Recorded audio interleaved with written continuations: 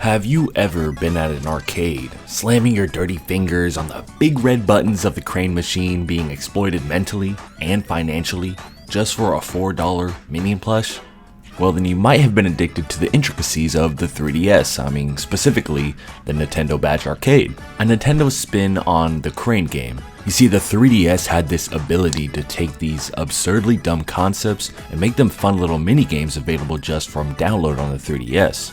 Things like Photo Dojo, Swap Note, Miiverse, Mario Clock, the list goes on.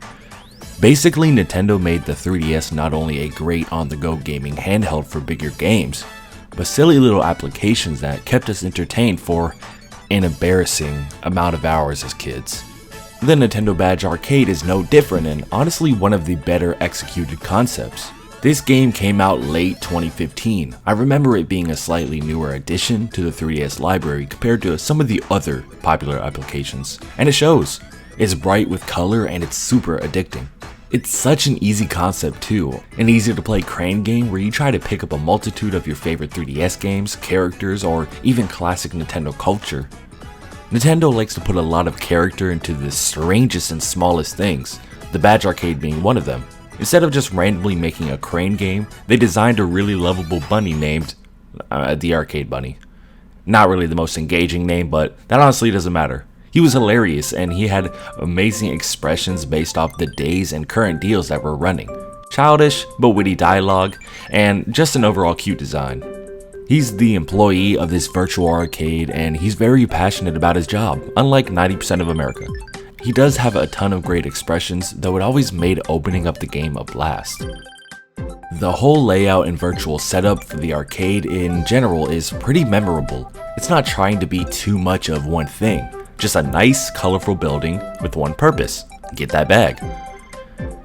What really made the Badge Arcade unlike any other 3DS application is how it implements the badges you collect into your 3DS homepage. Any of the badges that you've worked hard to get is customizable, so you can place anything from your collection onto these open slots. This is what really sold the Badge Arcade's concept. Designing my homepage all the Pokemon, shiny retro cartridges, or even like whole sets of badges that when put together they form an image. If the Badge Arcade didn't have an amazing feature like this, then I really don't see the crane game popping off as much as it did. Especially since the kicker was, it's free to play.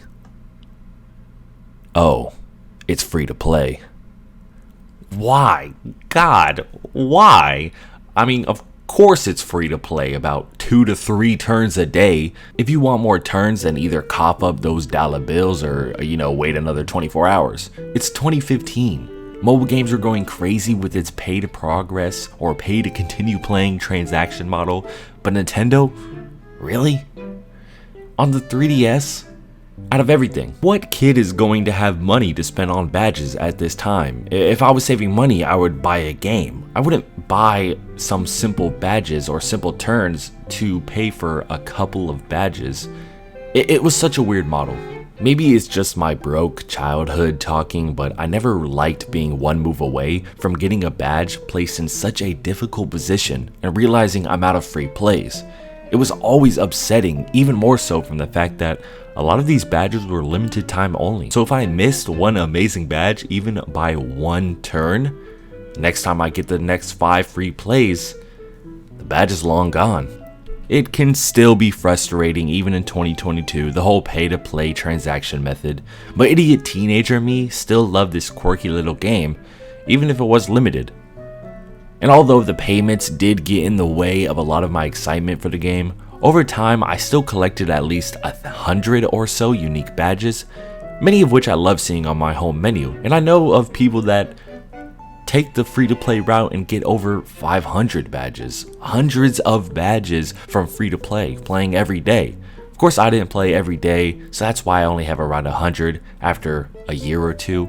You can still rack up quite a bit. And the badges were really impressive too. Plenty of Pokemon characters, badges for the new games that would come out, Legend of Zelda items and characters, Mario everything of course, and some really cool retro games and consoles, which are probably my favorite ones to collect out of any collection.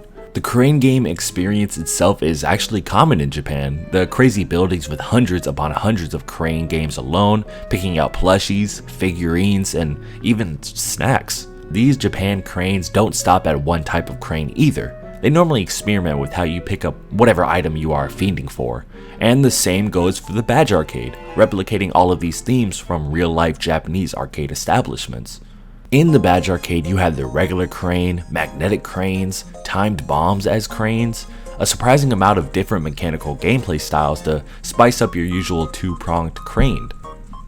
It's simply put a fun little game with one major flaw being the transactions. Oh, and the load time. I actually waited 3 minutes for this game to load while writing this script. I enjoyed all the days I opened up my 3DS, and the first thing I went to was the Badge Arcade, with new badges I could try to strategically collect with my limited plays. So many creative ideas were put into this little thing, and of course I would love to see this concept and the bunny character come back at a much larger scale, maybe on the Switch.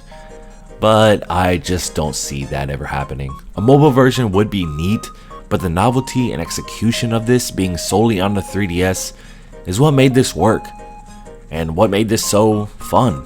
I mean, look, I got so many good ones, like the Endo Arcade. Yeah, I never got to finish the actual set for that. This was kind of the final years for Nintendo doing random little fun games like this. They did bring some of the quirkiness back with like that little jump rope game on the Switch, but that's mainly it. And as much as I and many of you want those days back, days of being in elementary school or middle school, coming home from the bus to talk to some new people on Miiverse, or trade Pokemon with a friend, or someone random. As nice as that sounds, that's in the past. It's nostalgia for a reason, and we can be upset at modern times all we want. We can never complain about the good times back then. So I say if you can hop back on Nintendo Badge Arcade one last time, give it a shot, and remember, the good times you've had with the 3DS are still in your hearts, they're still in your memories, and especially since soon, you won't be having many good times with it again. I hope you liked this video. Thank you so much for watching. I'll see you guys later.